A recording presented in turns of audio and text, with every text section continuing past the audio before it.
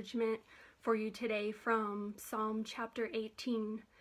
I love this chapter for what it shows us about God and the way that he takes care of us. In the Psalms, David tells us story after story of times when he's struggling, at times he's confused or discouraged or frustrated or questioning the situation that he's in. Other times, like here in Psalm 18, he's fearing for his life. So he cries out to God and he brings God the situation, whatever it is, and God responds. If we wonder for a moment if God is listening, if he's heard us, if he's at work in our lives and in our situation, David paints a picture for us of what's going on behind the scenes when we cry out to the Lord. He's not in any way passive. I'm going to say that again. God is not in any way passive, but he is mighty and he is at work in our situations. And Psalm 18 is probably one of the most vivid examples of this.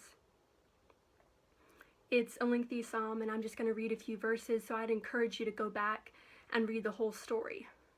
The beginning of the psalm kind of gives us the backstory that David wrote it in the day that the Lord delivered him from the hand of all his enemies and from the hand of Saul. And so David tells us the story of God's deliverance, beginning in chapter 18, verse 6.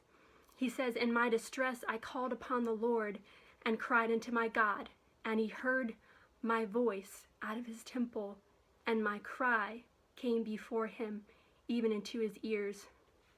And verse 7, we see God's response. "Then the earth shook and trembled, the foundations also of the hills moved and were shaken, because he was wroth."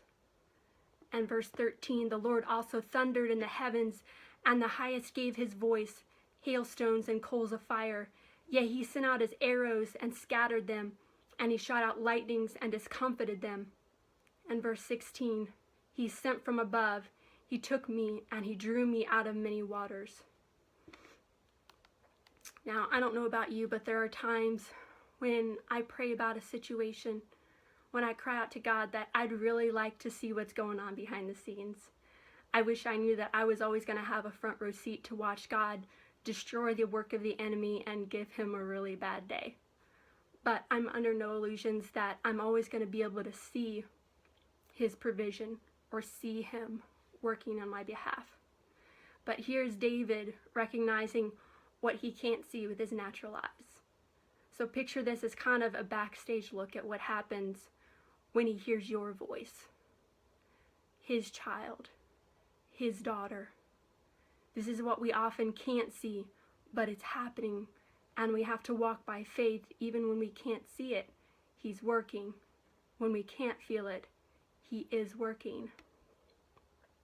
Now, does he always respond the way we want him to? Is he always going to take us out of a situation or make our troubles disappear? No. And if we read the stories of David's life, we find he was running from King Saul for quite a while. And he faced battle after battle, but I think he understood something.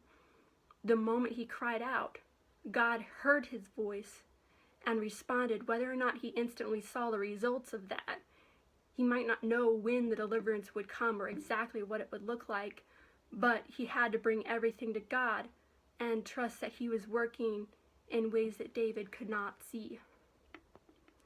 One time I saw a young dad with his 2-year-old daughter. She was saying, "Daddy, Daddy." She was trying to tell him something, and I watched him take her hands and crouch down to listen. And it was the sweetest reminder. That's how God sees you. You're his child. You're his daughter. The Bible says he inclines his ear to us. He's leaning forward. He's listening to hear not just your words, but remember David said, he heard my voice and my cry. So be encouraged. Jesus is watching. He's leaning in. He's listening, and he does not miss a sound. He delights in taking care of your needs because you belong to him. You're his daughter.